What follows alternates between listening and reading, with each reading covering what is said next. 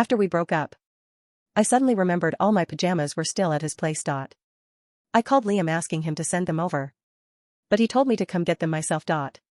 When I arrived at his door, he was only wrapped in a bath towel around his waist. Droplets of water from his hair trailed down his Adam's apple and chest muscles. I was about to step inside when he suddenly pulled me into his arms. His bath towel fell to the floor, and I felt the hard press between his legs against my stomach. I couldn't resist.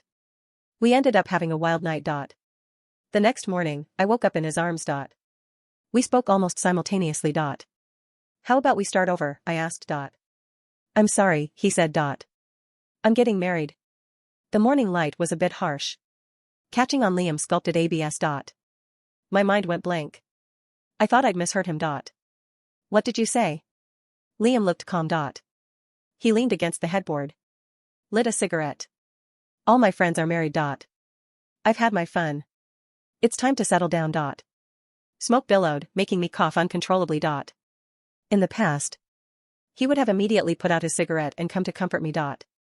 But this time, Liam just casually grabbed some clothes off the floor and tossed them at me. Get dressed. You should go. Oh, and take that half box of condoms from the nightstand. I won't be needing them anymore anyway. A soft, tender smile touched his lips as if he just thought of something. With any luck, I could be a dad by this time next year. My heart felt a sharp, bitter pain. It was like being stabbed. I was about to say something when a knock suddenly sounded at the door. Liam glanced at his phone, muttering a curse under his breath. Damn it, I forgot my fiancée Chloe is coming today. He frantically put out his cigarette, rummaged through the closet for a white t-shirt and pulled it on. Stay in here and don't make a sound. I stood there frozen, watching his back as he turned and walked away, without a backward glance to open the door.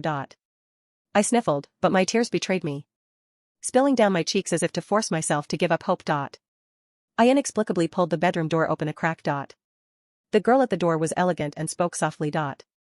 When she and Liam were setting out breakfast, she blushed even at a slight brush of hands. And Liam was no longer his usual arrogant jerk self.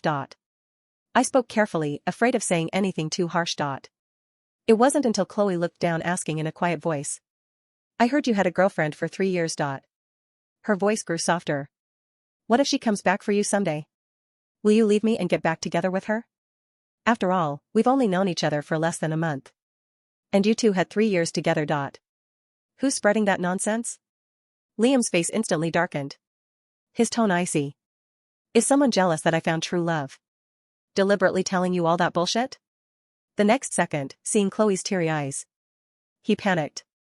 Liam sighed, rubbing his temples helplessly, then bent down and gently coaxed her. Chloe, I'm not mad at you. He let out a breath as if suppressing his anger. I didn't mean to keep it from you. It's just my ex, Stella. She was such a drama queen. Her temper was awful, like a firecracker, always exploding at the slightest touch. And we broke up because she was unfaithful and cheated on me. Chloe's eyes widened, looking at him in disbelief. Seeing her reaction, Liam immediately added, I just thought she was too embarrassing to mention to you. Think about it. Why would I give up a perfect fiancé like you and go back to a rotten person like that? Have I lost my damn mind? A few seconds of silence. Chloe let out a giggle, turning her head shyly. I'm not as perfect as you say. I softly closed the door. All the strength seemed to drain from my body. I sat on the cold floor, hugging my knees, letting the despair wash over me. When Liam opened the door and walked in, I had cried myself to sleep. Didn't even notice my state. He pulled out his phone, fiddled with it for a moment and said lazily, I transferred $20 to you. My eyes were swollen and sore and my mind was still hazy. Then I heard him say casually, didn't you run out of your streaming service membership? Get one yourself. I gave my account to Chloe. Don't use such lame excuses to see me anymore. It's getting boring. I wanted to argue, but the lump in my throat choked my words. William stared at my red eyes, his gaze darkening slightly, crying. He leaned closer, his warm breath fanning my face. The atmosphere became strangely unsettling. In that instant, all I could think about was how good he'd been to me for 3 years. In college, he was known as a playboy. But I was the only girlfriend he ever officially acknowledged. We'd broken up and gotten back together many times. He was never stingy with me. And kept his distance from other women when we were together. His looks and family background were impeccable. Thinking of this, I was about to tentatively say, actually, I'm not completely against marriage. Was you who found the responsibility too much pressure? So I went along with you about not getting married. Before the words could fully escape, a blinding flash of light hit my eyes. Liam's beautiful upturned eyes narrowed slightly, full of mockery. First time I've seen you cry like this. Let me take a picture for old time's sake. He put away his phone, satisfied, and looked down at me, his voice laced with scorn. Seriously, Stella. You didn't shed a single tear when I broke my arm saving you in that car accident. So what are you crying for now? Before I could answer, Liam reached out and, as he used to habitually, flicked my nose. Don't try to be like Chloe when she cries. It's elegant. You just look ridiculous. Go practice some more. Looking at his arrogant and infuriating expression, I took a deep breath, swung my arm and gave him a hard slap. Then without another glance at him, I turned and slammed the door out of the hotel. I blocked him on all my social media and bought the earliest flight home. This ocean view city with Liam in it was a place I never wanted to step foot in again. During my time off, to keep myself from overthinking, I packed my schedule full. But I'd forgotten something. A university classmate's wedding. Liam and I had already promised to be groomsmen and bridesmaid. There was no choice. I had to brace myself and fly back to Ocean View City a day early. Going to my friend's house. My hand was just raised, ready to knock. Then I heard Liam's lazy voice from inside. Chloe's a bit timid, so watch what you say later. Don't scare her, someone joked. Are you and Stella really over for good? What happened this time? Liam paused, then grunted a muffled yeah. It was exciting at first, but after a while, it was just whatever. She was too controlling. Always trying to tell me what to do. No smoking, no drinking. No coming home late, no touching her without a condom. No matter how urgent. Groom scoffed immediately after. I heard Liam say word by word, I just didn't want to marry her. So I lied about being against marriage. Women like her are fine for fun.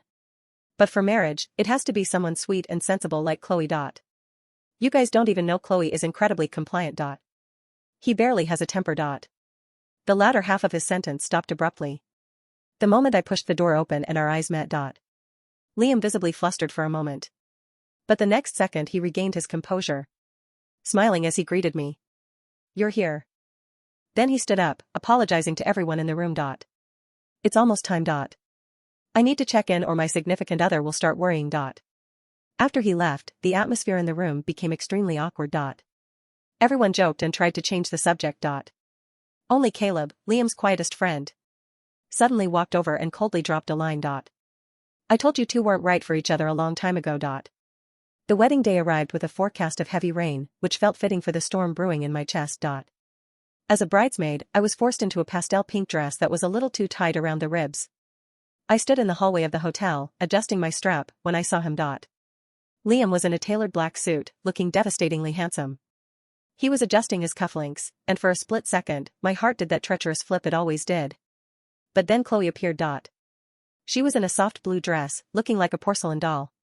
She reached up to fix his tie, and Liam leaned down, pecking her on the forehead with a tenderness that made my stomach churn. Stella.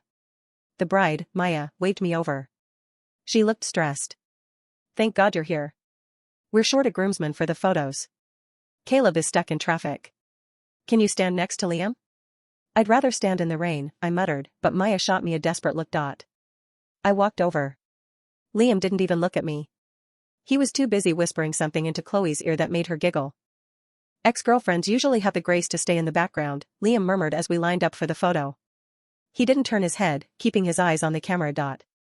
And decent human beings usually have the grace not to lie about their exes to their new fiancés, I shot back, keeping my smile plastered on for the photographer. Liam stiffened.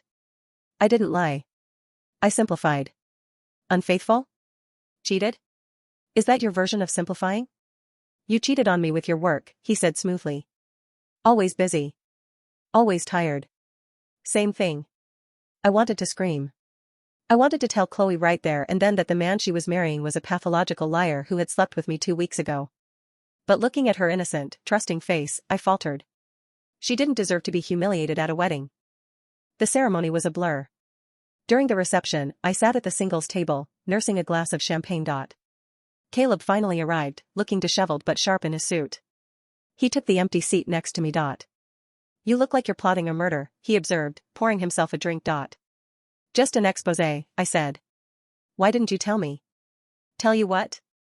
That he was planning to propose to someone else while he was still entangled with me. Caleb sighed, swirling his whiskey. Liam is my friend. But he's an idiot. And you were always too good for him. I didn't want to get involved in the blast radius. Thanks for the vote of confidence. Just then, the music shifted to a slow ballad. Liam led Chloe to the dance floor. They moved perfectly together, a picture of domestic bliss. She's pregnant, Caleb said quietly. My glass stopped halfway to my mouth. What? That's why he's rushing. She's 2 months along. He told us last night after you left. 2 months. That meant they were together while we were still on and off. While he was texting me late at night. While he was telling me he wasn't ready for marriage. The betrayal wasn't a knife anymore, it was a heavy, suffocating blanket. I needed air. I walked out onto the hotel balcony, the rain pounding against the glass railing. I lit a cigarette, a habit I hated but picked up recently because it reminded me of him, which was sick in its own way. The door opened behind me. I thought you quit, Liam said. I didn't turn around.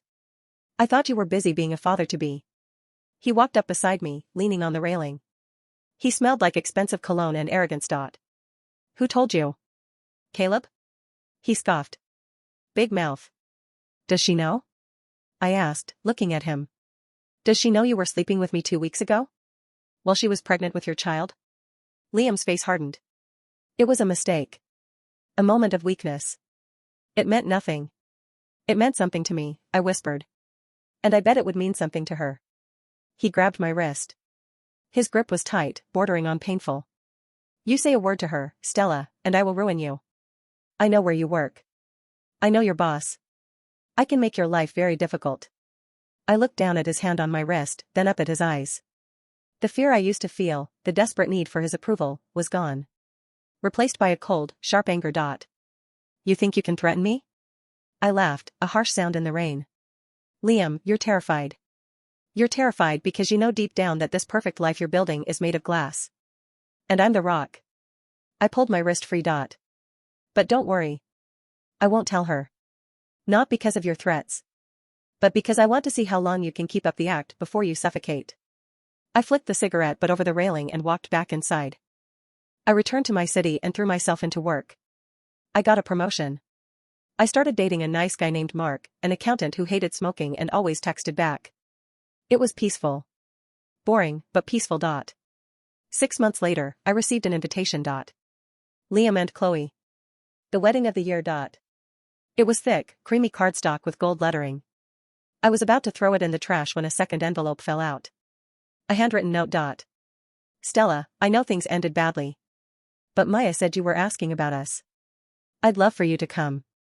No hard feelings? Chloe. I stared at the note. Asking about us? I hadn't spoken to Maya in months. Then it clicked. Liam. He wanted me there. He wanted to show off. He wanted to prove that he had won. I picked up my phone and called Caleb. I'm going, I said. Don't, Caleb warned. It's a trap. He just wants to see you miserable. I'm not going to be miserable, I said, looking at my reflection in the mirror. My eyes were clear. My skin was glowing. I'm going to be radiant. The wedding was at a vineyard. Of course it was. I wore a red dress. Not subtle, not bridal. A deep, blood-red silk that clung to every curve. When I walked in, heads turned. Liam was standing at the altar, looking nervous. When he saw me, his eyes widened. He looked tired. There were bags under his eyes that makeup couldn't hide. Chloe looked beautiful, but pale. She was showing now, a small bump under her lace gown. The ceremony proceeded without a hitch. Until the vows. I, Liam, take you, Chloe. He stumbled over the words. He looked at her, then his eyes darted to me in the second row. I smiled. A small, polite smile. He finished the vows, sweat beading on his forehead. At the reception, I made rounds, charming his relatives, laughing with old college friends. I was the life of the party. Liam cornered me near the bar. Why are you here? He hissed. Chloe invited me. Didn't you know? You're wearing red. To a wedding. It's a celebratory color, I said innocently. Cheers to the happy couple. You think you're so smart, he sneered. But I won, Stella. Look at this. The money, the family, the legacy. What do you have? An accountant? I have my integrity, I said calmly. And I have a clean conscience. Can you say the same? He opened his mouth to retort, but Chloe appeared at his elbow. Liam? Are you okay? You've been drinking a lot. I'm fine, he snapped, causing her to flinch. I saw the crack then. The mask slipping. Chloe, I said warmly. You look lovely. Congratulations on the baby. Chloe smiled weakly. Thank you, Stella. I wanted to ask you something. Anything. Liam said, he said you guys broke up because you cheated. But Caleb said that wasn't true. I looked at Liam. He was pale, his eyes pleading. Don't do it. I looked at Chloe. She looked so young. So scared. Liam has his version of the truth, I said carefully. And I have mine. But today is your day, Chloe. Focus on your future. It was the high road. It was graceful. And it drove Liam absolutely insane. 2 hours later, Liam was drunk. Sloppy drunk. He grabbed the microphone for a toast. To my beautiful wife, he slurred. And to my ex, Stella. Who is apparently a saint now. A saint in a red dress. The room went silent. Liam, stop, Caleb tried to take the mic, but Liam shoved him away. No. Let's tell the truth. Stella didn't cheat. I made it up. Because she was annoying. She cared too much. She loved me too much. And it was suffocating. He pointed at me, swaying. But you know what? At least she was real. Chloe. Chloe is just perfect. Perfect and boring and. Chloe stood up, tears streaming down her face. Liam. And pregnant. Liam shouted. Trapped. We're all trapped. He threw the mic down. It screeched with feedback. Chloe ran out of the room. Her parents looked furious. Liam's mother fainted. I stood there, sipping my wine. Caleb walked over to me. Well. You didn't even have to do anything. I told you, I said. Glass houses. The divorce was messy. Chloe left him that night. She moved back in with her parents and filed for custody before the baby was even born. Liam spiraled. His family man image was shattered. His business partners pulled out. He was left alone in his big, ocean view apartment. 6 months later, I was walking down the street with Mark, laughing at a bad joke, when I saw him. Liam was sitting at a coffee shop window. He looked older. He wasn't wearing a suit, just a wrinkled t-shirt. He was smoking. He saw me. For a moment, we just looked at each other through the glass. I waited for the pain. The longing. The anger. But there was nothing. Just a mild pity for a stranger. I turned to Mark. Ready to go? Yeah, Mark smiled, taking my hand. Let's go home. I walked away, leaving Liam behind the glass, trapped in the life he had chosen, while I walked into the sunlight, finally, truly free.